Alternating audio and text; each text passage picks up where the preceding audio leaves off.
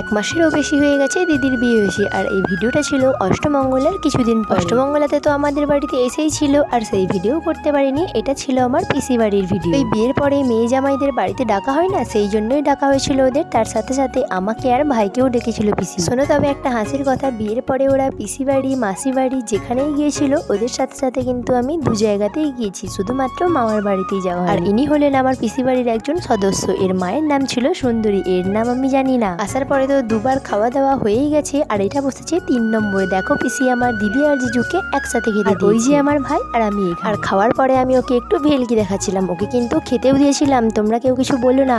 ওর এখানে ভিডিও করছি দেখে কেমন দেখো মুখ ঘুরিয়ে নিচ্ছে। যখনই আমি ভিডিও করি তখন যদি ওকে আমি এভাবে তেল দিই তবে ভিডিওর দিকে তাকাবে, না হলে একদমই। আর এটা হলো আমার পিসিদের নতুন বাড়ি। এই বাড়িটা এখনো গৃহপ্রবেশ হয়নি, তার জন্য এখানে পিসিরা থাকতেও শুরু করেনি। আমরা এসেছি তাই আমরা একটু জিজু আমাদের বাড়ির কাছেই ছেড়ে দিয়ে গেছে, চলো বাড়ি যাই।